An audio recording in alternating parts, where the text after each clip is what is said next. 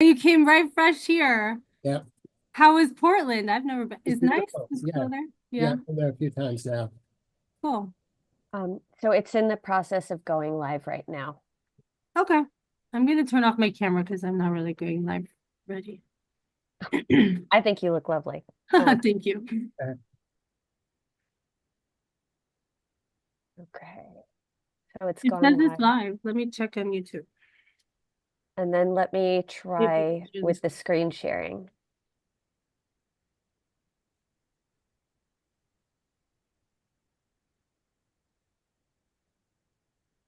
Yeah, I think we found it. Nobody's gonna know. They're gonna Oops. There you go. Oops. Oh my God, I think maybe we fix it. So can we just, do I need to go unlive and then redo it? Or can we just, I'm fine if you just want to jump right in. It's 2 o'clock, so let's not mess with success, right? okay, great. And then it can get edited afterwards. Exactly. We'll just cut off Okay. the beginning. I'm gonna jump off. Text me if you need anything, okay? Okay, will do. Good Thank you, trading. Jessica. Thank you. Take care, everyone. Bye. Bye. Okay. So yeah, I will start letting folks in.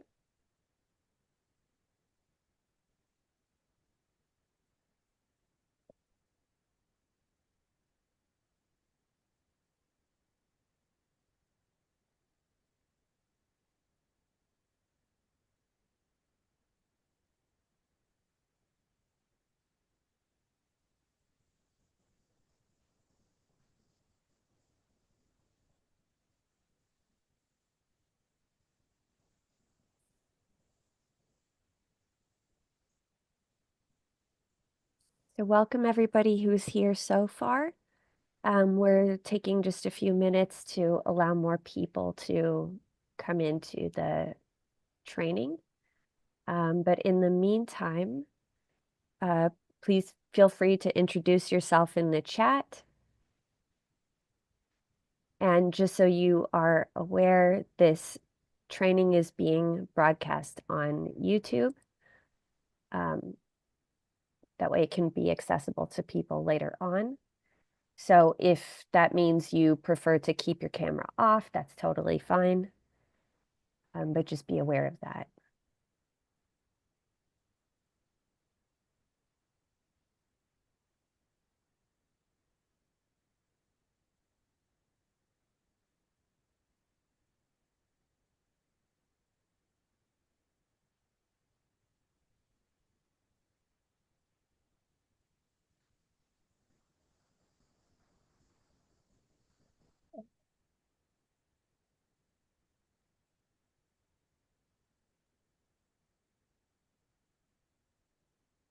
All right. So I will be keeping an eye on the waiting room to let more people in as they come along. But maybe just to introduce us briefly. So welcome to this training on repairs and abatements in non-payment cases in housing court. We have an experienced tenant attorney from the Legal Aid Society of Queens, who is going to be presenting to us on this very important topic, and that is Kenny Schaefer. And just a reminder to everyone, this workshop is being broadcast on YouTube, so that people can benefit from it in the future, and just so that you're aware. And yeah, please do introduce yourself in the chat. Also, questions. You may have questions as we move through this workshop. So please put your questions into the chat as they come up, and we'll see which ones it makes sense to address while we're on that particular slide, which ones we keep for the end, but definitely keep your questions into the chat so that we can get to them. So yeah, without further ado, I'm going to turn it over to our presenter, Kenny Schaefer. Hi. Hi, good afternoon, everyone. Uh, Happy to be here. I'm a long time friend of Housing Court Answers.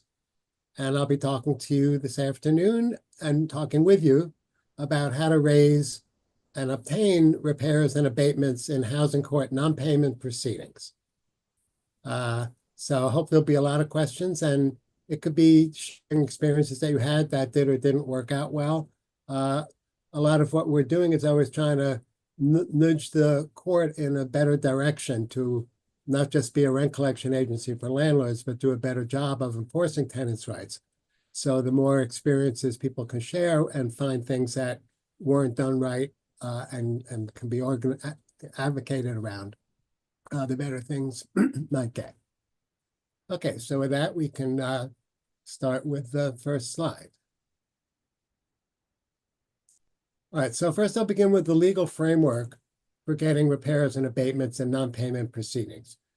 Housing court was created by Section 110 of the New York City Civil Court Act in the early 1970s, and ostensibly it was created as a means for housing codes to be enforced, and evictions was sort of written into it almost as an afterthought. I want to encourage you, even if you're not lawyers and too familiar with legal things, don't be afraid to get familiar with the statutes and the cases.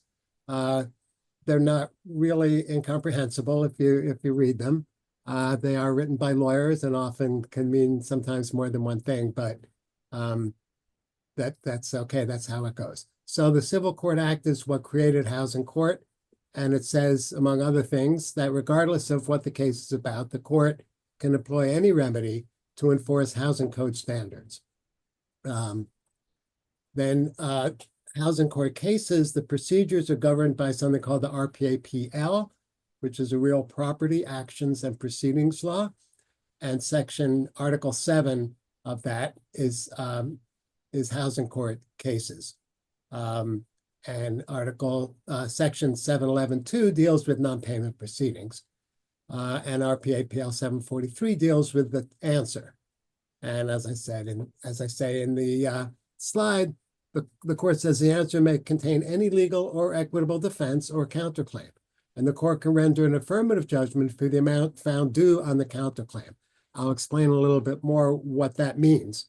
But like even if you put in a counterclaim for repairs, even if the case gets dismissed, the court can still make a judgment in the tenant's favor on the counterclaim. And the main substantive source for getting repairs and abatements in housing court is what's called the warranty of habitability. And like a lot of things in the law, there's both statutes and there's court decisions interpreting the law. We're seeing a lot of that at the national stage, where people are even trying to argue about what provisions of the Constitution that have been widely understood to mean one thing for centuries, or even that's being questioned. And lawyers can always question anything. But in any case, the statute in this case is Real Property Law, RPL, Section 235B. There's different provisions of the Real Property Law. Again, if you're curious, take a look. There's one about subletting. There's a number of different provisions in the Real Property Law that define the statutory rights of tenants and landlords and their obligations. The Real Property Law 235B, the warranty of habitability, says that premises where people live shall not be subject to any condition which would be dangerous, hazardous, or detrimental to the tenant's life, health, and safety. And then in terms of court decisions, the leading case back from 1979 at the New York State Court of Appeals, which is the highest state court, was Park West Management versus Mitchell. And in that case, the residents of Park West on the Upper West Side there was a superintendent strike, and garbage wasn't being picked up and vermin were all over the place.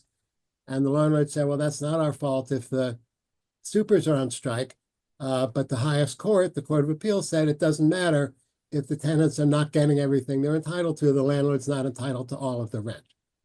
Now, these laws are always subject to politics, and the RPAPL, the statute, was amended after the Park West decision that said if the interference with the warranty of habitability is due to something like a superintendent strike, the tenants are only entitled to as much as the landlord saved by not having to pay the super.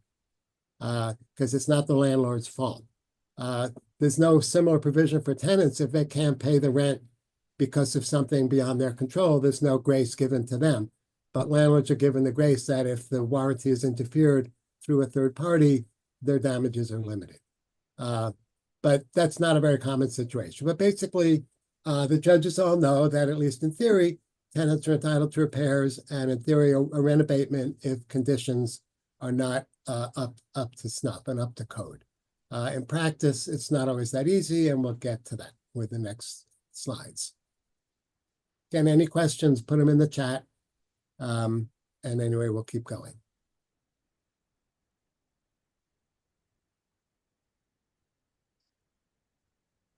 All right, so the element of a warranty of habitability claim. Basically, there's three things you would need to prove. And in courts, as you probably know from watching TV, movies, or any experience you've had, there's something called the burden of proof, which is if there's two sides in a lawsuit, one side has the burden of proving that it's more likely than not that what they say is true. So if the tenant wants to get repairs or a rent abatement, the burden's on the tenant to prove that it's more likely than not that they're entitled to it. And there's three basic things you'd have to show in order to get an abatement.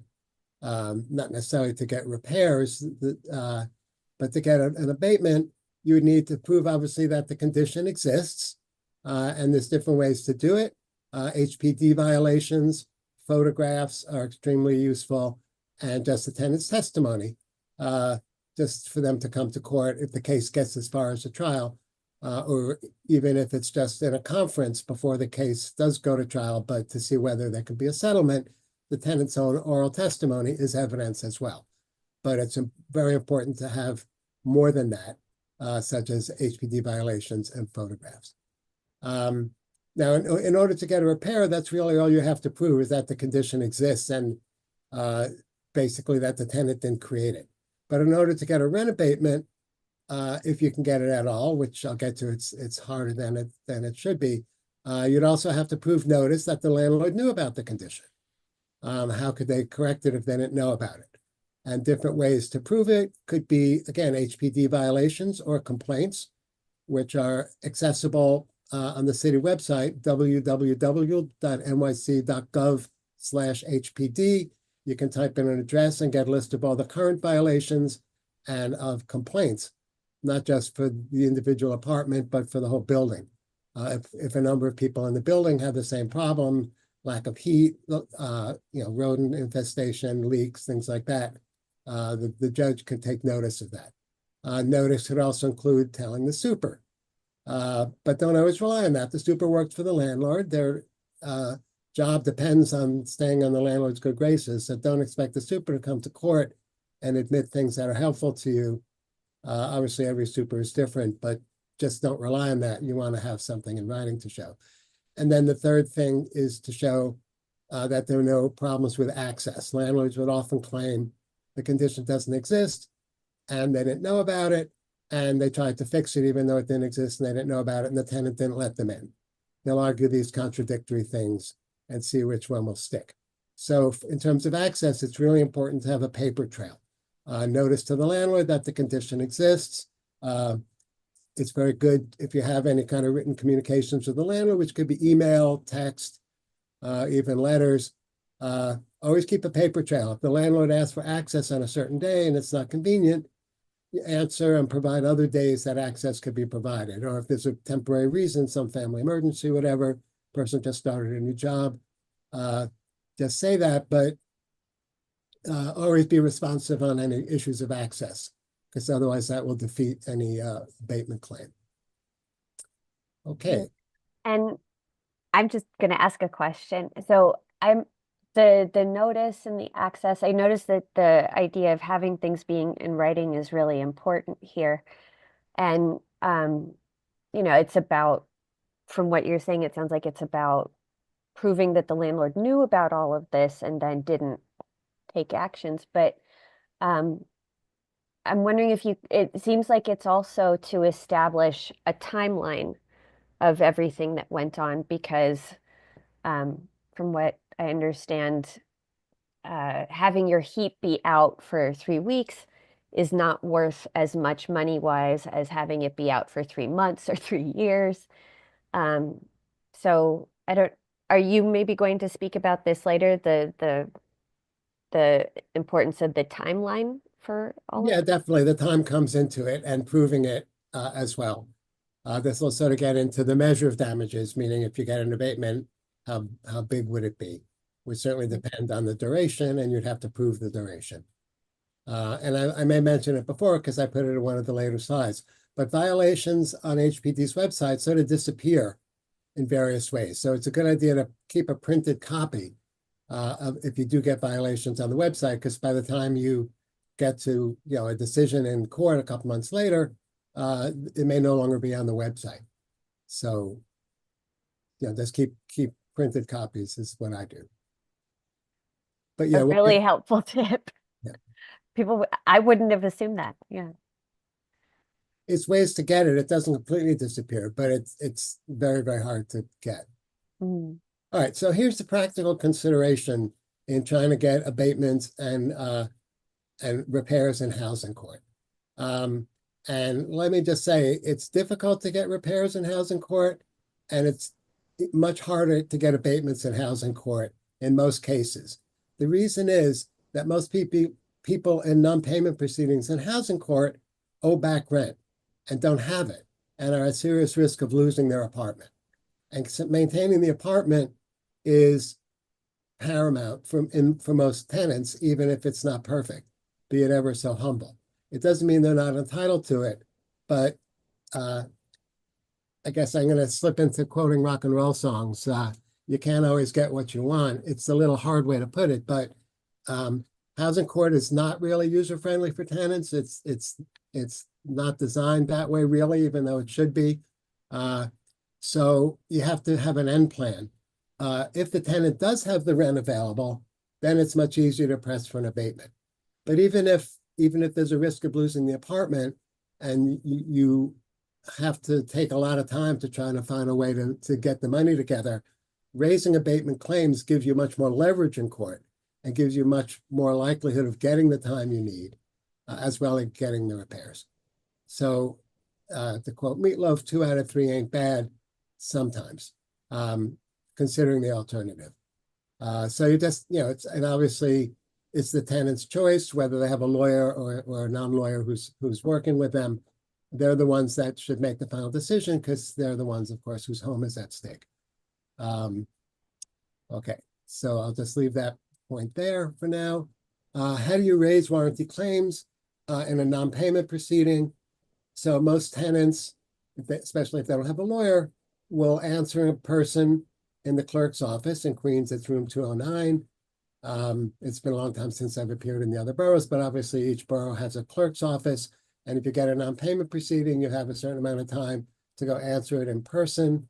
And there's an answer form that the clerk will fill out usually for the tenant. And so in addition to any other defenses they may have, there's one box to check that says there are conditions. And then near the bottom of the page, there's space for counterclaims. And it's very important for the tenant to put counterclaims in that answer. 2 counterclaims, one in order to correct, which is an order by the court that anything that does not comply with the warranty of habitability be corrected. And the second thing is abatement damages. The reason it's so important to ask for abatement damages as a counterclaim is because of a wrinkle in the law. Without it being a counterclaim, if the landlord is only suing for, let's say, January to May rent, and you don't put in a counterclaim, and let's say the courts decides you're entitled to a 10% abatement, you would get 10% of those 5 months, which is half a month. But if you put in a counterclaim, the court can look back 6 years if that's how long the conditions existed, even if the landlord is not suing for more than 5 months. And a 10% abatement of 6 years is 7.2 months, if my math is right. And that's probably more than the tenant owes. So at least legally and in theory, the abatement can and should go back at whatever percentage the judge decides for as long as the condition existed, as long as you could prove that it existed, that the landlord had notice, and that there were no access issues. The measure of damages the court has tremendous discretion over this and almost everything else in court. I've been practicing for a long time, as Sarah mentioned, and every day, practically, I'm shocked that the judges just decide which provisions of the law to enforce, who they want to believe. It's total discretion. And let me say at this point that so much of the outcome of a housing court case, whether the tenant has a lawyer or not, is getting the judge to like your side more than the other side. So you have to appear reasonable, you have to be prepared, respectful. And if you've got bad conditions and you can show the landlord knew about it and didn't fix it, the judge, there's a wide range of opinions among the judges or demeanors, but none of them are going to look too kindly on it if the landlord didn't deal with the hazardous conditions in the apartment. So again, in theory, the measure of damages, whatever percentage they set, could go back as long as 6 years for the period of the conditions existed. But in practice, again, even with a lawyer, for the most part, they'll actually only look as a percentage of what's owed. So if the landlord's only suing for 5 months, they'd be talking about a percentage of that. So that's one reason why the more that's owed, the bigger abatement the tenant will get. Again, keeping a close eye on the risk of getting evicted. It doesn't help if you get a 25% abatement and the tenant gets evicted because they can't come up with the other 75%. So you always need a plan of where the money's coming from. But if the money is going to be available, once a case starts, it's going to take probably at least 4 to 6 months before it comes to a final decision. It gets adjourned. This court cases start in what's called a resolution part, and it's usually adjourned at least once in the resolution part. That's, by the way, the only time, the first time a case is on, whether it's a non-payment or a holdover, that's the only time a tenant probably gets an opportunity to be connected to right to counsel. So it's really important that tenants accept that and are aware of that they can try to be connected with a legal service provider on the first time a case is on. And the legal service providers rotate. Legal aid is in certain days, other legal service providers are on other days. And you don't get to choose who's going to be on that day. But anyway, if a case is not resolved quickly, if the tenant doesn't make an agreement, it's going to get adjourned in the resolution part at least once, possibly twice. And then it'll be sent out to wait for a trial judge. And at least in Queens, it used to be months and months and months before it went to a trial judge after leaving the resolution part. Now it's going like within a week or so to a trial judge. Sorry? Oh, no, just wow, that's Yeah. fast. I mean, every borough just seems so different in terms of how their calendar is working nowadays. Yes, and I'll talk about that for a second as well. And then once it reaches a trial judge, they'll have what's called a pre-trial to see if an agreement could be made. And if not, a trial date will be set. And that could be anywhere from 2 weeks to 3 months down the road. Each trial judge has their own calendar. Some of them put a lot of trials on for the same day, some don't. But at least, you have a few months. So again, the more you're holding, the more rent the tenant's holding, and the more they owe, the bigger in dollar amounts a rent abatement they're likely to get. To get 1 month out of 3 compared to 1.5 out of 6, it comes out to a similar percentage, but it saves the tenant more money, assuming again that they are protected. Okay, I think we're done with that slide. So just since you got into the timeline of the resolution part and moving on to trials, so usually when tenants who are unrepresented go and answer for themselves, sometimes they don't notice that counterclaim line at the bottom immediately. And so sometimes a lawyer then tells them, hey, you should go back and amend your answer to add the line about counterclaim. Um, uh, at how long does a tenant have to amend their answer? I imagine that it has to be done before the pretrial conference, right? Or So again, like everything in law, practically, it depends. Again, there's a statute, it's called the CPLR, Civil Practice Law and Rules, that governs all cases, including housing court cases. And that says that pleadings, and an answer is a pleading, can be amended at any stage of the proceeding, even during the trial. But in practice, the sooner you do it, the better. It's up to the judge whether to allow the pleading to be amended. And the later it is, the less likely the judge will allow it. The problem is it's a little tricky to amend the answer. It has to be done by what's called a motion. If there's a lawyer, they just write a notice of motion. But otherwise, if it's a tenant without a lawyer, they probably have to do it by order to show cause. Some of you may be familiar with orders to show cause in the context of someone gets a marshal's notice and you need to stop it. An order to show cause is another word for a motion. You submit papers to the court and the judge decides whether or not to give you a court date on whatever you're asking for. If the judge declines the order to show cause, that's the end of it. If the judge agrees to hear it, then you'll get a court date. You'll have to serve the other side with the papers after the judge signs it. And then the judge will hear from both sides and decide whether to grant the relief that's requested, which in this case would be to amend the answer. So it's not that hard to file an order to show cause. It's time consuming, depending on the lines in the clerk's office. People can wait for hours. Then you have to serve it. Sometimes you have to go to the post office to serve it. And then you have to come back on the court date. So it could be time consuming, but aside from the time involved, it's not that complicated. And it's with any order to show cause, especially one to stop the eviction, you have to serve the papers exactly as the court directs that they be served, or it'll be denied and you'd have to do it all over again. So again, if you want to amend the answer, you need to attach the answer that you want, the proposed amended answer, and attach it as an exhibit to the order to show cause.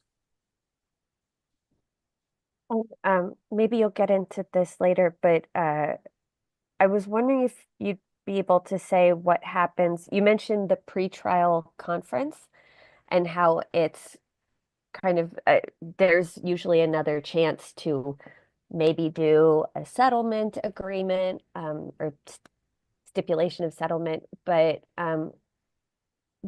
would you be able to say what other things happen at the pretrial conference? Sure, and let me put that in context.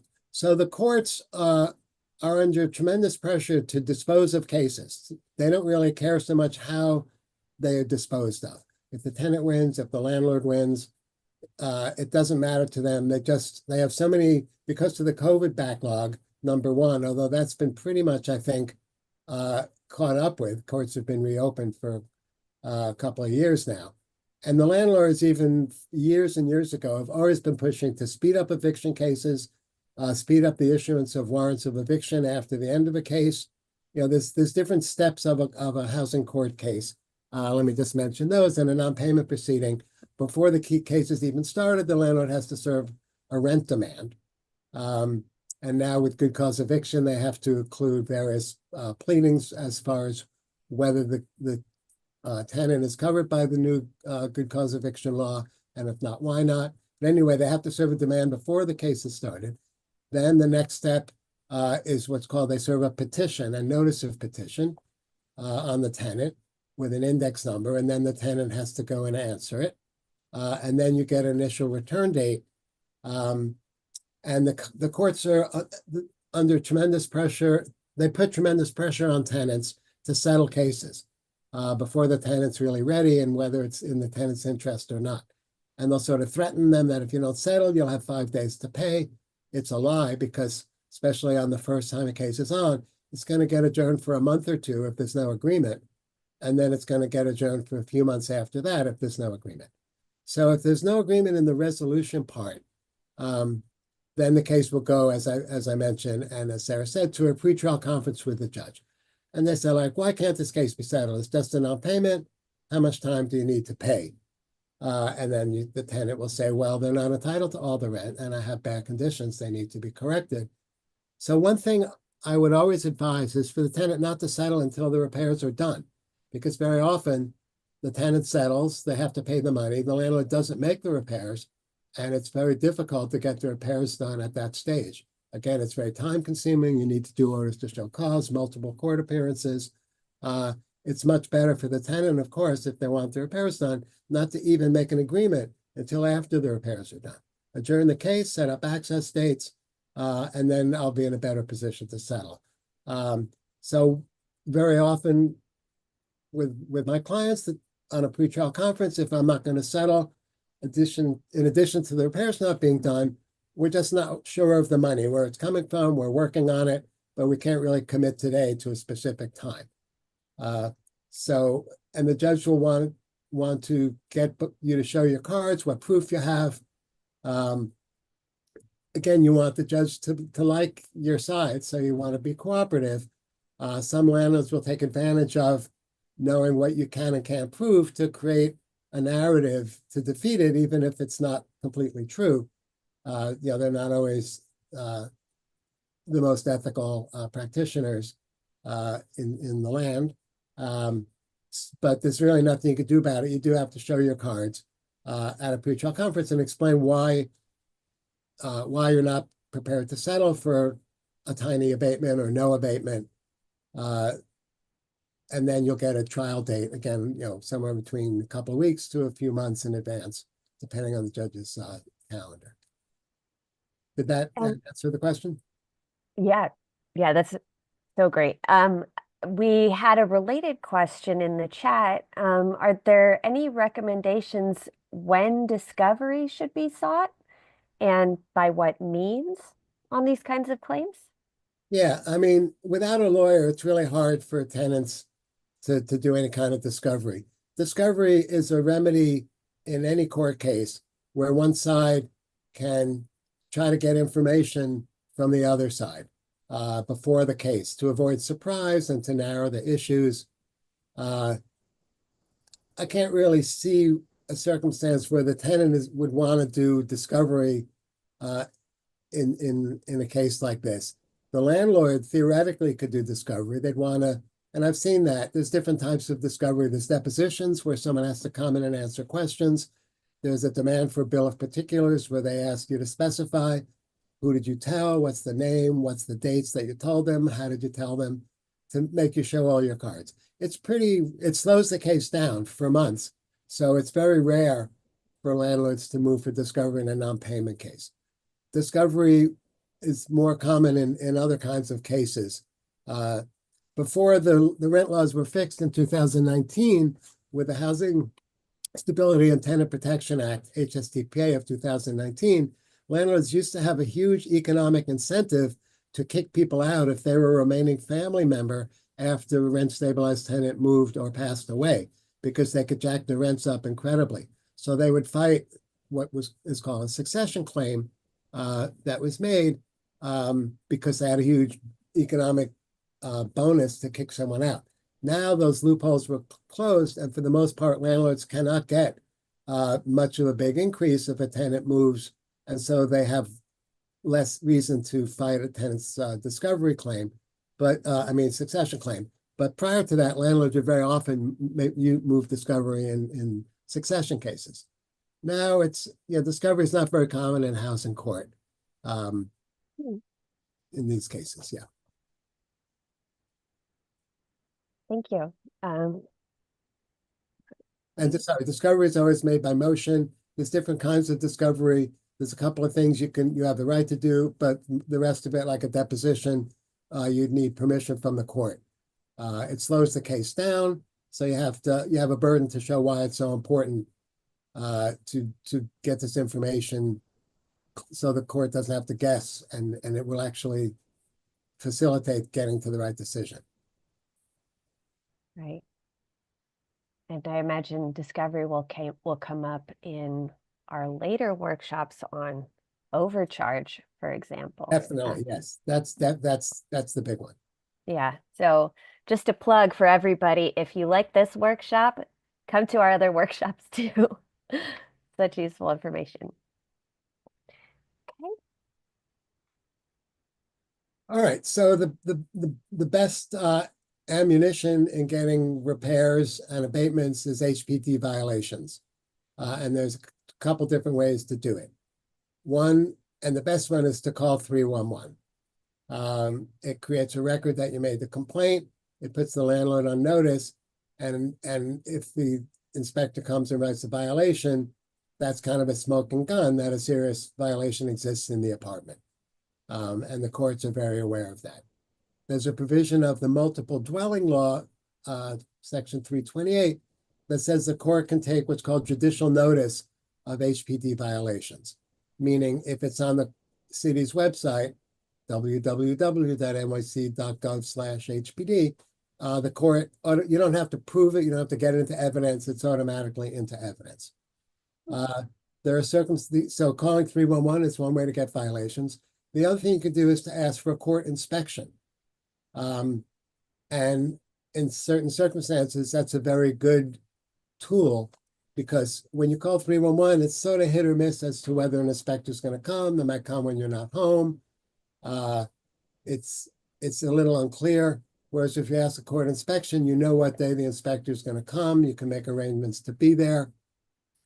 You have a certain amount of leeway as far as when they're going to come, so it's at a convenient time. Depending on how savvy the landlord is and how savvy the attorney is, very often if a tenant asks for a court inspection, the landlord will want access to make the repairs right away, which is fine if your goal is to get the repairs. You want that, and that's a way to force their hand.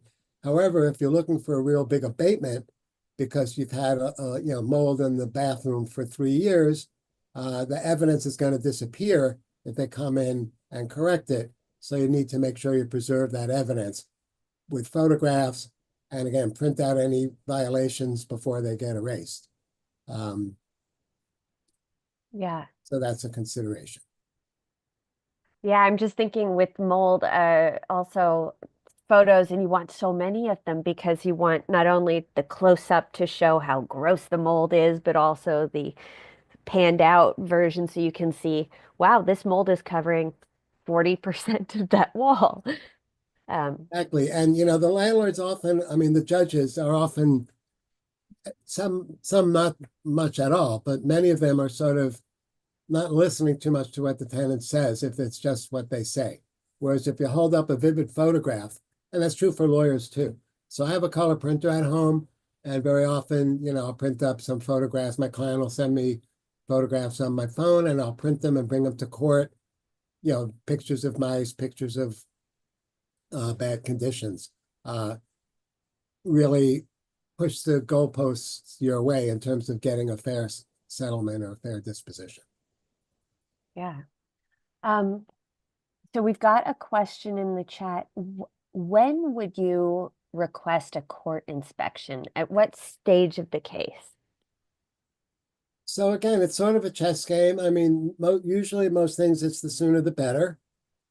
But you can request it at any time. If you get to the pretrial conference, which is the last step before a day of trial, and the repairs aren't done, and especially if the landlord says they are done, that's still a very good time to request the inspection. Or you can do it the first time the case is on, or the second time the case is on in a resolution part. Mm. But I would say, again, it's discretionary whether to even allow it. So I would say the sooner you ask for it, the more likely you are to get it. And we have another question. How successful are tenants living in NYCHA buildings in getting abatements when repairs have not been done in a very long time? And maybe just for the rest of the audience, NYCHA tenants, their rent is a portion, it goes up and down as their household income goes up or down. Yeah, so Kenny, if you wanted to answer. Tenants are entitled to an abatement with NYCHA. Conditions in NYCHA buildings are often really terrible, mostly due to underfunding. Ronald Reagan cut the HUD budget, this was decades ago, by 90%, and it's never been restored. NYCHA remains underfunded drastically. And then, of course, there's widespread mismanagement in many cases as well. So tenants are entitled to an abatement. Even whether it's NYCHA or not, it's really hard to actually get an abatement. If you're being sued for rent and you're at danger of eviction, you're not going to try to get X% abatement and then get evicted for the rest of it. So it's much more common to trade the abatement claim for time to deal with the money. Yeah, I don't know if that answers the question, but that's about where it is. NYCHA doesn't usually agree to abatements unless there's really egregious conditions, and depending on the judge, they may strongly encourage them to, if it's bad enough. Yeah. Ooh, another question. If you're consolidating several non-payment cases and you request court inspection, will they inspect every apartment or a select few? So consolidating cases would normally mean more than one tenant in the same building is being sued at the same time. And it's up to the court whether to consolidate them all into one case. If you have a rent strike, which used to be much more common than now for a lot of reasons, it was more common to have several tenants of the same building in court at the same time with conditions. So again, it's up to the judge, but if there's common conditions, they would certainly, the inspection, by the way, could include not only the tenant's apartment, but also public areas. If the building if the front door is not locked, if there's not the right notices with access to the boiler for city inspectors, if the public areas are not clean, those are also things that could be inspected, and they're also things that a tenant can get an abatement for, whether there's an inspection or not. So again, it would depend on a case-by-case basis, but normally if everyone wants an inspection and the judge thinks there's a good reason for it, what the term is probable cause, that's not in a exact legal sense, but just if there's a good enough reason, if it's not just a delaying tactic, but the judge believes the tenants have these conditions, there's no reason why they wouldn't order inspections of more than one apartment if they're consolidated. Yeah. And I see the question asker is on rent strike, so it happens. And this is also making me think of a question. So one thing that tenants often come to housing court answers with frustration about is that an HPD inspector did come, they did put a violation on the record, but then the landlord self-certified that oh yeah, we definitely fixed this. And so if a tenant is in that situation, would the smart move for the court case be to just call 311 again and say, can you please send an inspector out to see that this violation has not been cleared? Or is this a moment when it makes sense to try to get a court inspection? All right, good question. So as Sarah said, landlords can certify that the violation is corrected. In theory, the tenant gets something in the mail with a few days to respond, that whether they dispute it or not. So tenants need to be informed that if they get such a letter and the repair is not done, they need to send it back right away. And then the HPD might send an inspection and not just take the landlord's word for it. But if the tenant doesn't respond, HPD is more likely to take the landlord's word and the tenant's silence as enough indication that it's done. Second part, if the violation does get erased, then yes, absolutely. Call 311. It wouldn't be the same violation. They'd write a new violation for the same condition. And I've certainly seen that many times, that landlords falsely certify. Thank you. And that gets in actually to subpoena HPD. If you've got a situation where the landlord keeps falsely certifying corrections, and the conditions really persist, very often with mold, they'll just paint over it. It's possible to subpoena HPD's records, not just for what exists now, but what existed in previous years.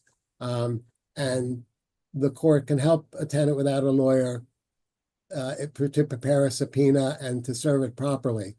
So they could see what false certifications have been going on for years And that would be before the court, especially if you're trying to get an abatement for longer than the rent is owed. This is reminding me that if a tenant were starting an HP action against the landlord, HPD would be a party in the case. An HPD lawyer would be there all the time. Does HPD ever end up being a party in a non-payment case like this, or get impleaded, or do they just show up when they get subpoena? Like they send somebody when they get a subpoena and that's it? Now, that's a great question. And for anyone who's not familiar with that, rather than asserting repairs in a non-payment proceeding, tenants have an option of actually starting a case against the landlord in what's called an HP proceeding. And as Sarah mentioned, in an HP proceeding, the city is actually a party. And if the tenant doesn't have a lawyer, HPD has a lawyer whose job is really to get the landlord to agree to make the corrections. But in a non-payment case, they're not a party. They might come if they're subpoenaed, but they can be impleaded.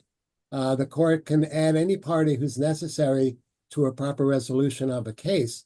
And HPD has an emergency repair program where they don't have the obligation, but they have the option of making repairs if there's an emergency condition that the landlord has not fixed. The city can hire a contractor to make that repair and send the landlord the bill.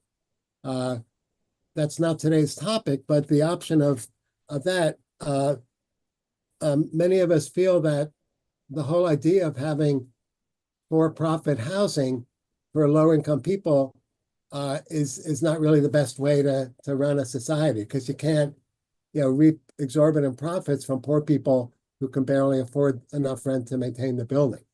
So a lot of us favor a different model called social housing.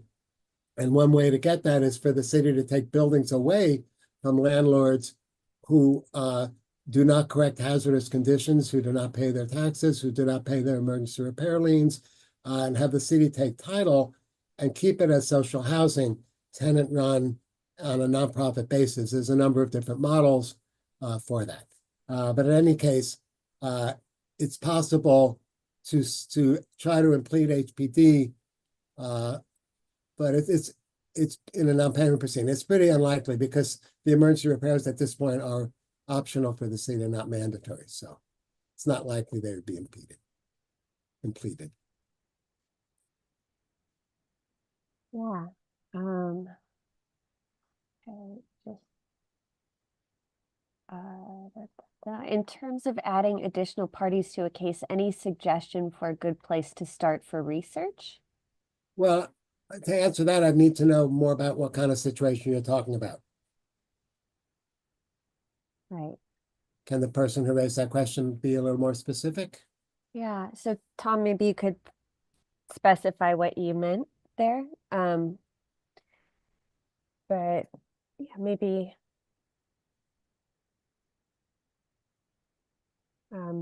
while we're waiting for that, we could go to this slide. Yeah. All right. So suppose the tenant is sued in non-payment. They go to court, they answer, they check the box that says conditions, they check the box that says counterclaim for order, and you have to write in what the counterclaim is, order to correct and abatement damages. You come to court on the first date, and the court, usually your conference, again, they should try to get connected with a legal service provider. It's the only real chance to do that and not make any kind of agreement on that first date, and deal with that with the legal service provider if they get one. Or sometimes the providers don't have capacity to take every case. I think still slightly under half of tenants are getting, eligible tenants are getting connected with an actual lawyer at this point due to inadequate funding, and the case is moving too quickly for the lawyers who are there to keep up. But at a certain point, if there's an agreement to adjourn the case, it's good to put the repairs in a stipulation, adjourning the case, listing the repairs, and setting access dates for the landlord to come and correct them. the landlord attorneys like to write, the tenant will provide access on such and such a date. And, if there's lawyers, that then the landlord agrees to inspect and repair as required the following conditions. It's not just an obligation on the tenant to provide access, but on the landlord to make the repairs. So, they'll try to bully you in with both the attorneys and especially to pro se tenants, bully them into making an agreement so that they could say, okay, case closed. We did our job. So don't be bullied into making an agreement that you're not happy with. The case will last 4 to 6 months if you don't make an agreement before you're ready to. And then as a general rule of principle, whenever possible, it's good not to make any agreement about the rent until the repairs are done. First of all, it gives you more time to get the money dealt with. But even if you have all the money, you don't want to pay it in exchange for an empty promise to do the repairs and then have to worry about chasing the landlord, missing more time from work or family or whatever you have to do, spending days and days getting the repairs done when they should have been done before you paid the money. Right. Usually, I'll often say, I'm looking for a very high abatement, but if the repairs are done, I'll be a little more reasonable on the abatement. Right. Another question that we get at Housing Court Answers all the time is, tenants are often so outraged by the conditions that they've had to live with and the knock-on effects on the rest of their lives. And, and they think, why should the landlord be entitled to any of the money from this period in question? And sometimes they're just unsure about what sorts of things can be included, right? If you're unable to use 30% of your apartment, maybe that means 30% abatement. I don't know. But, sometimes these conditions have extra effects like, yeah, the mold covered this much of my apartment, but it also gave my baby asthma, right? And I've had to go to all these doctor appointments, or the heat being out for so long, I had to buy a bunch of space heaters, or having all of my appliances in the kitchen not work. I had to buy takeout, or there are all of these other things. So I was wondering if you could speak to what the abatement, what people are allowed to try to fight for in the abatement, and if there's any sort of different way to fight for the other things that maybe aren't contained in what you're fighting for an abatement for. Yeah, that's a great question, and it's a very common situation. So housing court is a court of what's called limited jurisdiction, so it doesn't have jurisdiction over every type of claim, such as property damage. If your couch was ruined because the ceiling fell, the court can or cannot award the damages to the sofa as part of a housing court case, but they will take it into consideration in exercising their total discretion as to how much they think it's worth to the tenant to have lived through it. Same thing with asthma and children being sick. Tenants, depending on or lead poisoning, tenants can bring different kinds of lawsuits, affirmative litigation against the landlord for those kinds of damages. But the court will also take it into account in setting a higher percentage abatement against the rent, even if they're not specifically providing for relief for that kind of damage. The tenants can, if it's serious enough, people can hire a personal injury lawyer and bring a case against the landlord in civil or Supreme Court. If it's like just a couch, you could sue in small claims court. They have other venues where they could pursue those kind of claims. But still raising them will make the judge, especially if the tenant's not insisting on something that the judge won't give them, but just bring it to the judge's attention, the judge will be more generous, I guess, if you want to use that word, in setting what percentage of abatement they feel like giving, because there's no hard, fast rules. That answer? Yeah, I think so. And it's just helpful to see what a wide variety of responses you might get from different judges. Maybe one judge might think that this particular condition is worth 10%. Maybe another judge might think it's worth 30%. And it's not like the tenant gets to shop for which judge is the nicest or the most generous. Um, so yeah, just the value of getting so much evidence all together, paper trail, really seems like it makes a difference. Yeah, and again, always keeping an eye on if it's a non-payment case and the tenant owes rent, avoiding eviction is usually, priority number one.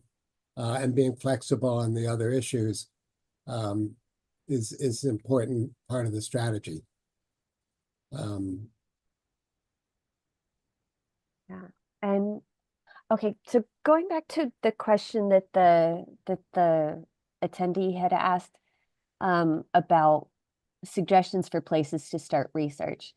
So they're looking for a statute or case law that lays out when it is proper to add another party on a cross claim. For example, if their action or negligence is contributing to the client's predicament. Right, so there's a provision in the Civil Practice Law and Rules, CPLR, which governs all court proceedings in the state about who's a necessary party, who's a proper party, and how to implead people. If you just Google it, you'd be able to find it. Okay. And all right, Again, so I would search those three words: necessary party, proper party, and implead. okay, perfect. So yeah, another attendee. Oh, this is the attendee who is on rent strike. And they have a follow-up question about consolidation that they'd like to ask on mic. So yeah, Emily, do you want to take that? Yes. There you go. I apologize. There's a lot of strong music in the background. So thank you for bearing with the sound quality. And thank you this is so helpful. I really appreciate all these answers and your great questions, Sarah. So yes, my building, a number of us are on rent strike. And there are kind of two issues. So what I'm hoping to get your input on is whether we should try to advocate for consolidation or not. So essentially, we have two issues. Our elevator was down for months last year. So we are seeking an abatement for the many months in the hottest summer on record that the elevator was down. People had to be rescued by the fire department. Someone fell and busted their ankle. Like, it was not a good situation. And we didn't get the help that we needed. People didn't get relocated, etc. So that's a big issue. And a number of us are on rent strike specifically to get an abatement for those months. That's like our only concern. Personally, our personal concern is to get an abatement for that. However, the elevator problem is a symptom of a larger issue that our landlord does not make repairs, and they certainly don't make them in a timely manner because they don't make them at all.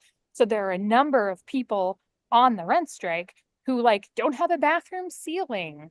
They have mice, and we've never been able to get rid of the mice. They have mold everywhere. And like you said, they just paint over the mold. They have asthma, etc. So I guess my question hearing you talk about all this is if I, a person who is on rent strike, A, in solidarity, and B, to get an abatement for the elevator, if I consolidate with all these other people and we do an inspection and it's well, yeah, in those 4 apartments, there's no bathroom ceiling, but everything looks good in your apartment, is that going to hurt the overall case? Should people like me who don't have personal needed repairs not try to consolidate with the rest of the group? I guess I just want to make sure that we use the right strategy that supports people who need to get repairs done, right? Of course we want abatements, but also we want people to live in functional homes. So I don't want our quest for abatement to override people getting their repairs done or to undermine the repairs case. So hope that's enough information. I would just love to get any input you have. Sure. So I don't see any reason why a judge wouldn't be able to consider building-wide conditions like the elevator, as well as specific conditions of the individual tenants. It would be a reason not to consolidate, which again is up to the court whether to allow it. And the more the issues are the same, the more likely they are to consolidate, because it's in the interest of what they call judicial economy, to have one hearing rather than 17 hearings about the elevator. But that said, if you can bring it around that and make the other repairs almost seem secondary, even though they're actually more important, the judge, I can't imagine any judge would ignore serious violations in a few of the consolidated cases and set individual abatements for the different apartments based on their specific conditions. So there's no reason Aha. from what I can see. But again, it's up to the Okay, judge. so You would get consolidated usually with the lowest index number. So you'll be in front of whatever judge has that lowest index number, which may or may not be a good thing. Right, because you don't get to pick and choose the judges, really. But yeah, that's good to know that if the cases are all consolidated, the judge can be more specific about the abatement for this unit and the abatement for that unit. that's amazing. Thank you so, so much. I did not realize that. That kind of changes the equation. That's excellent. Thank you. I really appreciate it. Yeah. Okay. And that was an aha moment. Great. So another person asked, so when violating the warranty of habitability has been proven and, with prolonged dire disrepair causing serious physical and mental health issues, forcing buyout, leading to homelessness, could there be any recourse after buyouts? Well, it depends what the agreement of the buyout is. I mean, it depends how it's written. If the landlord writes it, it's probably going to be a settlement of all the claims from the beginning of time. But if it's silent as to that, then it's possible that other claims could be preserved. It depends on the language of the buyout. Yeah, and I guess it also, this might be a moment, because sometimes tenants come to us at Housing Court Answers with questions about maybe a case where they did leave the apartment, but they're still frustrated about, money that they think they shouldn't have owed, or just lingering issues. And so maybe if a tenant has already left after a buyout, maybe their recourse would just come from other courts rather than Housing Court. Yeah. If those claims are not waived in the buyout. Mm.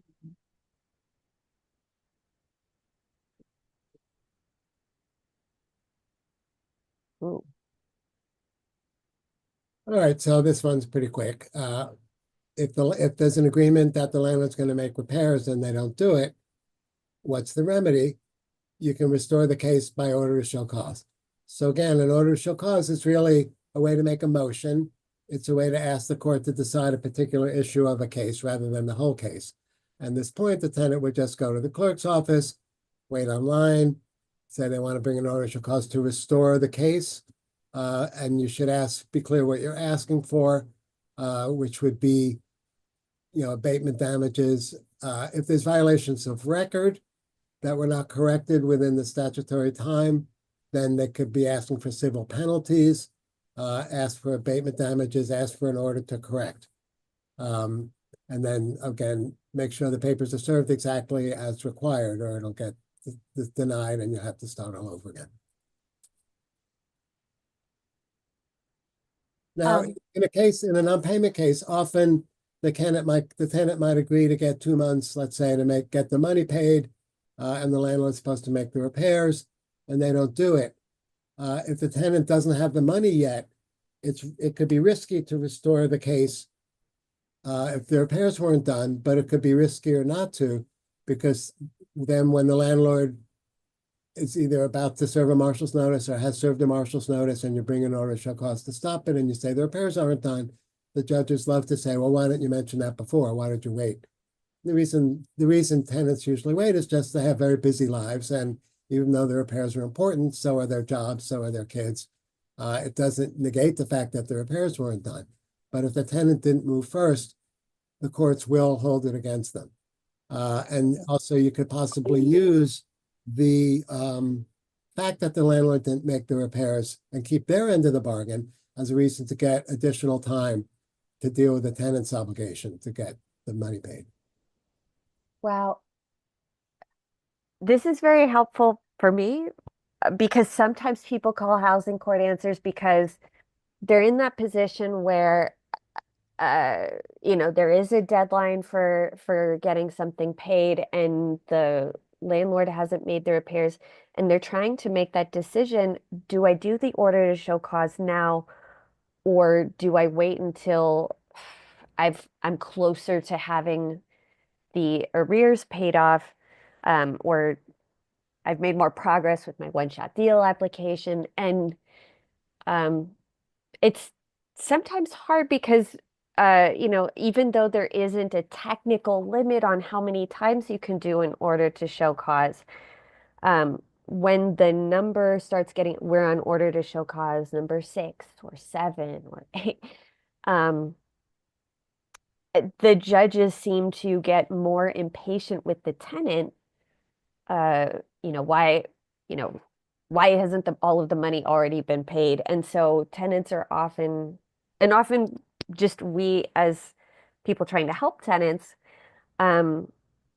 we're kind of nervous about people doing an order to show cause before, like we don't want tenants doing too many orders to show cause and then the number getting higher. So yeah, I'm just wondering, I mean, how would you recommend that tenants be thinking about this when they're trying to accomplish these two things at once? Right, a great question. And it always depends on the specific facts of the situation, what's most appropriate. But a couple of points. One is, let's say you're in court today on May 7th. You sign a stipulation to pay the rent by June 30th, and the landlord's supposed to make the repairs by the end of May, and doesn't. In general, it's probably a good idea to bring an order to show cause before June 30th, to say the landlord didn't do the repairs. You want abatement damages and an order to correct and other relief. Then when you get to court a week or two later, depending on the judge, there's a gap between when you file the order to show cause and when it goes back in front of the judge with both sides. Again, with the most important object usually being to save the tenancy, you could trade the abatement that you might be entitled to for the additional month that the repairs weren't done to get an additional month to get the repairs, the money paid, set new access dates and get more time to get the repairs done and the money paid. But it depends what's going on with the money. But I can't imagine any case really where it would hurt to bring an order to show cause before the money is due. I think it would probably help, other than the time involved in having to go to court, serve the papers, go back once or twice more to court. Aside from that time commitment, it would be beneficial to the case, not harmful. And it wouldn't count against the tenants in terms of how many orders to show cause. If there's no issues of repairs and the money is due and you're getting near the end of the date and you bring an order to show cause without the money, it might get denied. And the judge will say, come back when you have an approval, and you never get the approval. Whereas, unfortunately, and it's very traumatic, but if a tenant gets a marshal's notice and they have a one-shot pending but not an approval, the judge is more likely to sign the order to show cause if there's an eviction pending than if they aren't. Then it's more likely they'll deny the order to show cause the first time and then deny it the second time because I say, well, I told you to come back with an approval. All you have is a one-shot pending, if that makes sense. So it's a little, there's uncertainty in terms of the timing. Yeah. Just had a question that is so common. So after the back rent gets paid, but if the repairs are not done, and if the landlord has discontinued the case or dropped the case, then what? Right, well, the landlord's not allowed to discontinue the case if there's a claim for repairs or abatement that hasn't been resolved. And the judge shouldn't let them even if they ask to. So normally the money will get paid, but the case won't be discontinued. Then it's up to the tenant to restore the case, to try to get those repairs done, to ask for an additional abatement. But that's also why you always want to try to get the repairs done before you pay the money, before you even make an agreement if possible, but certainly before the money. So I saw there was a question in the chat, what's an approval? So many people who owe back rent are going to apply either to charities or to HRA to get a rent grant, where they have ongoing public assistance and it'd be called exception to policy, or if they just have, are working and get what's called a one-shot deal. An approval means someone has put a piece of paper that says the money's going to be paid. It's not the same as having the checks, but it's sufficient to get a marshal stopped if there's a marshal, an eviction in the works. Yeah, thank you for catching that. Let's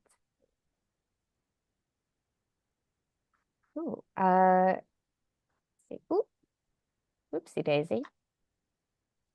So I think that might be all. Yeah, I think that's all of the slides. Yeah, so I'd like to know if anyone out there, anyone here has experiences that you'd want to share about what did and didn't work. As an attorney, I'm much more familiar with how it goes when there's an attorney, but more than half of people don't have an attorney. So if people want to share some experiences about what did or didn't work, about getting either abatements or repairs, please speak up. I see that one person, the person who asked about discontinuing the case without repairs, I think he's saying that in his situation, the judge did allow the case to be discontinued without repairs. So it sounds like that was a situation where, it sounds like that was a situation where there needed to be a counterclaim, maybe some things. Or maybe the tenant agreed to allow it to be discontinued, not knowing that they had the option of not accepting that. Yeah. I mean, a judge doing their job should look into that. But they don't always do it. Yeah. So our rent striker said that she could share a bit thus far. Yes, I am the rent striker. Yes, so actually, Sarah, I think you've been to our building, 1296 Pacific. Yeah, I have. Yeah. So we've had an interesting development, which is that since we answered our petition and we had kind of an initial meeting as tenants around what should we do now that we've finally been served and we're answering. So the first thing we did was put in all of the HPD violations that we could. And tenants started seeing actual repairs for the first time in many years. So in the past, I think I mentioned, they usually just paint over mold and then they're like, yay, no more problem. But we're actually seeing that they are going into other apartments, taking apart the floor, taking apart old pipes, putting in new pipes, taking out entire sections of the ceiling, redoing the whole thing, painting. So we're actually seeing some movement, which is incredible. And some of it is really going well. Others of the repairs have already broken again already. We have a tenant who has water coming through one of the light fixtures onto her bed. And they were like, we fixed it in the other apartment. It's never going to happen again. And then it immediately happened a week and a half later. So some of them not good, but others of them do seem to be holding and done well. So I feel like that's really positive on on our behalf. And we've even had tenants be like, oh no, if they make the repairs, like, are we not gonna be able to bring our case? And so we're like doing exactly what you said, like being like, no, always give them access for repairs. We want to demonstrate that we are doing that, because half the time they don't show up to make them anyway, so it's not gonna hurt our case. And also, like I said, we are like gung-ho for an abatement for all the months that we didn't have an elevator, and they can make individual apartment repairs to their heart's content, which we want, but we still are going to try to get that abatement for all of that time. So thus far, it's been a very positive experience, and I'm really glad we're doing it. And tenants, I've been in the building for 8 years, but of course we have tenants who've been there for like 20 years. And they are like, these are the first time this issue has ever been addressed. So thus far, I'm quite positive on the experience. I think to your point about staving off eviction, I think the most important thing for us to do is touch base with some of the people who joined the rent strike but haven't been as involved in the TA, to make sure that they're in a place where they can pay back the rent, and how can we help them get to that place between now and, our first court date is in the end of August, and then we're going to ask, for legal counsel, etc. So we probably won't be back in court for, I don't know, another month or something. So anyway, I really appreciate all these answers. It's been super helpful. Thank you. Sure. I mean, one thing to mention, when people are withholding the rent, rents being as high as they are, people are taking money away from other necessities and things they want. It's a real temptation to spend that rent, but it's very, very risky. If the case drags on and the arrears pile up and the tenant doesn't have that money. So the safest thing to do is for the tenant to buy a money order and hold on to it every month, so that money is there for when they need it. And the more that is fascinating. Thank you. And the more money you're holding and could turn over, as the bigger abatement you're liable to get in exchange. Yeah, and that array of money orders, in sequence, it's a pretty great piece of just being able to show it right there to a judge. There's no question about whether the money exists or whether y'all have it. Okay, that's a really good strategy. I'm making note of that. For those of us who are just like, a number of us decided to open separate bank accounts and put the money in there every month. It takes out the rent from one account and puts it in the other account. Is that also like compelling enough for the judge to see like, yep, this money is here and we would love to pay it, but we're waiting till we get that abatement? Sure. Okay, awesome. Thank you so much. I'm thinking of this because, the idea of rent strike has been mentioned here. And something that many tenants have, in active tenant associations have noticed is that when they're withholding rent and they're picturing going after an abatement, more and more tenants are getting notices that the landlord plans to report this to a credit agency. And I was wondering if you could maybe speak to the credit agency side of things, and also how judgments fit into the pursuit of abatements. Okay, sure. Just quickly, not to get too deeply into it. Right. But there are two ways that housing court cases can get on one's history. One is actually a credit. If there's a judgment against you, that'll go on your credit and stay on your credit for a long time, which could make a lot of things difficult. If there's a judgment and the judgment's satisfied, in theory, the landlord and their attorney is supposed to file papers saying the judgment's satisfied. Often they don't ignore that unless they're forced to, which is one reason to try to make agreements that don't include a judgment, but just a date to pay. And it might say if the money's not paid, the landlord could restore the case and ask for a judgment. But if you get the money paid before then, there's no judgment on your credit. The other thing is what's often called the tenant blacklist, which is a list that a lot of landlords refer to, and it's privately maintained by a number of different enterprises, I guess, a list of everyone who's ever been taken to housing court, regardless of what the reason was, regardless of whether they won or lost. A lot of tenants have trouble finding a new apartment if they're on this list, and it's now actually illegal, but it's not self-enforcing. The state attorney general has the power to go after landlords who you could prove did that, but it's hard to prove it. So that's a reason not to even go to housing court in the first place. But today's topic is people who are already being sued in housing court. They're already going to be on that list. There is some opportunity to explain the circumstances if you find yourself on that list. But again, it's very difficult sometimes for folks to find a new apartment once they've been taken to housing court, which is a reason to, if possible, in many cases, try to resolve the case before you get taken to housing court if you want to avoid that consequence. Yeah. And, I see a question, how much does it affect the credit? I'm not an expert in that. I know credit involves points and stuff, but I'm the wrong person to answer that. yeah.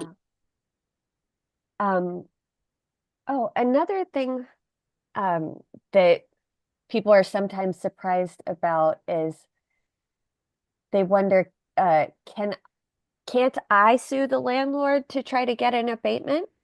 I'm the wronged party here, right? Is there any kind of way for a tenant to sue a landlord to try to get an abatement? Yes, absolutely. If the tenant does not want to get taken to housing court, they can keep paying the rent. And they could, number one, as we mentioned before, bring an HP case to get repairs, but they can go to small claims court and ask for a rent abatement. It's a little bit less formal than a court. Often it's not a judge, but an arbitrator. But if you have your proof, again, proof of the condition, proof of notice, proof of access, there's no reason you can't get an abatement. And if you get a judgment, that could be a credit towards future rent that you could apply towards the rent.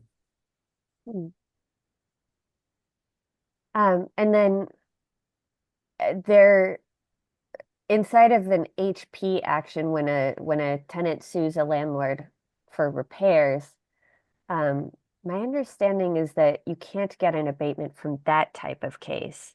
Is that accurate? Yes, yeah, I meant to say that. So an HP case is only limited to repairs. It doesn't, the landlord can't sue for rent, the tenant can't get an abatement.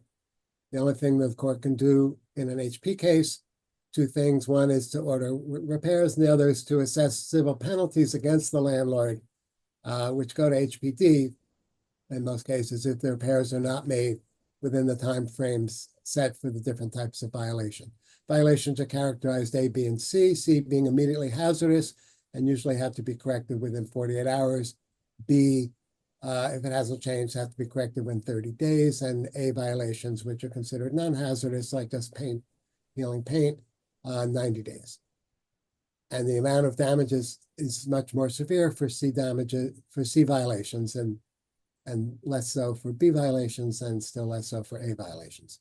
But they can amount, fairly substantial sums, especially for B and C violations that exist for months on the books without being corrected. Oh, okay. I also see from the chat somebody mentioned that that in their situation the landlord claimed that the tenant had caused the damage. And yeah, maybe if you wanted to share any insight about what to say or what can be said when you say these conditions exist, and then if the landlord responds by saying that's your fault. Yeah, definitely. So it's fact specific. I mentioned at the beginning something called burden of proof, that whoever asserts a particular point in court has a burden of proving it's more likely than not that it's true. So if a landlord is claiming that the tenant caused the condition, they have to prove it. I've had landlords, say that, and there's the roof leaks and there's a violation for a leaky roof. or a leaky ceiling, like how did the tenant cause a leaky ceiling? But they'll say it even when it's not true. However, in some cases it is true. So it's a case-by-case basis, but again, the landlord has to prove that it's true. And if it is true, the tenant needs to find a way to deal with that, explaining why it happened and assuring the court it's not going to happen again. Again, you always want the court to like you at least as much as the other side, if not more.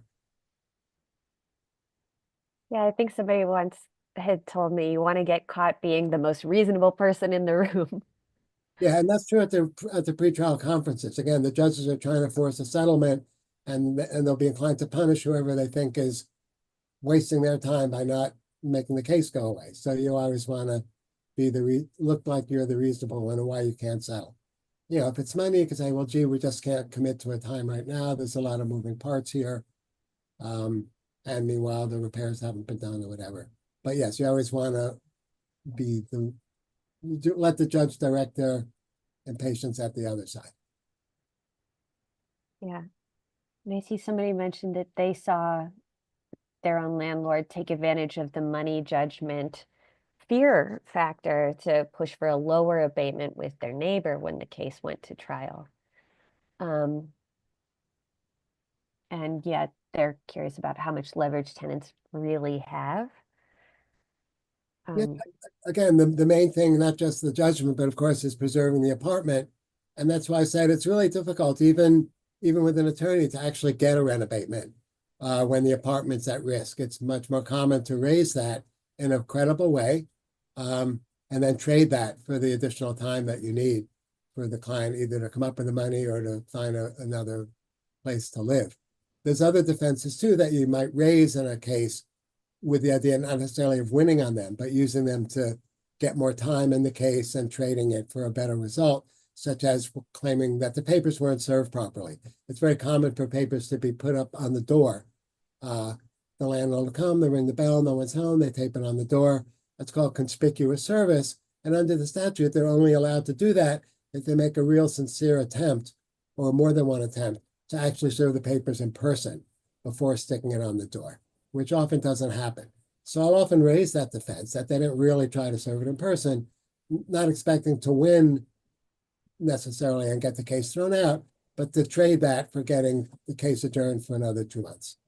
And just like abatement, again, if you can raise it, even if you're not necessarily going to prevail on it, as long as you can keep the apartment and get the repairs done.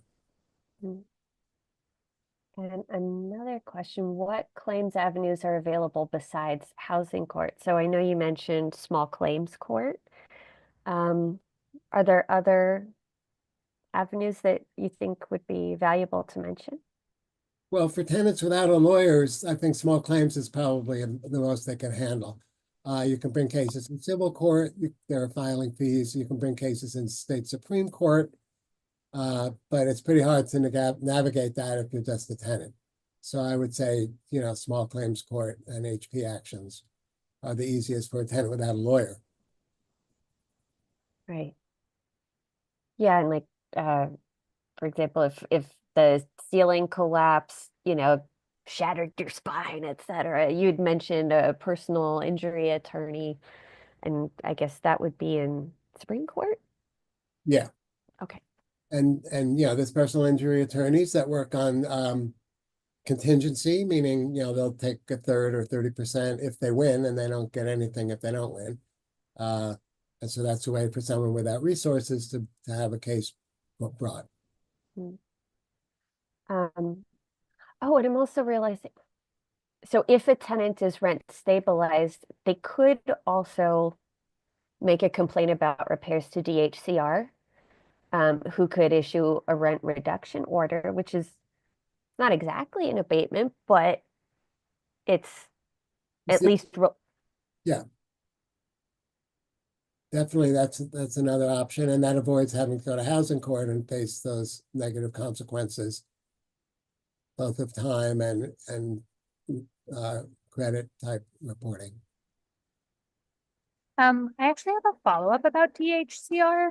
Our building, we worked really hard to submit all of our DHCR paperwork and Like I had all the notices that we had notified the landlord within the amount of time, and I kept all the documentation that it was via certified mail, and we got a bunch of signatures.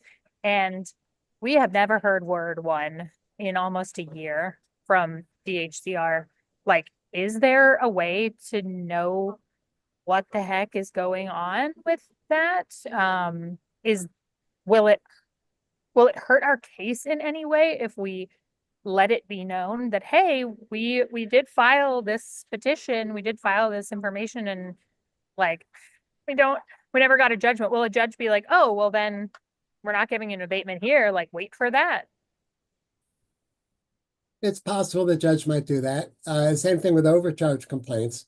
Often people, if they want the housing court to decide an overcharge complaint, will withdraw the DHCR complaint. Or sometimes you can get a stay of the housing court case while DHCR is deciding it. There's different routes these things can go.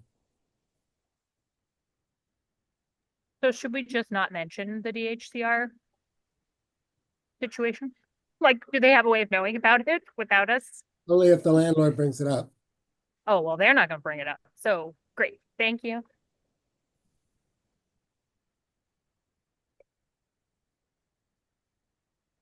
All right. So I think that's about all the questions that we have. Oh. Okay. Oh, yeah. So that's all the questions that we've got in the chat so far. So yeah, I don't know if Kenny, you wanted to share any sort of last thoughts on this topic. Yeah, just to repeat really what I said, that every case is different and everyone's situation's a little bit different. And the most important thing is usually preserving the apartment. Raising a valid abatement claim, even if you don't ultimately prevail, will usually lead to a better outcome. You'll get more time to get the money paid. You're certainly more likely to get the repairs done.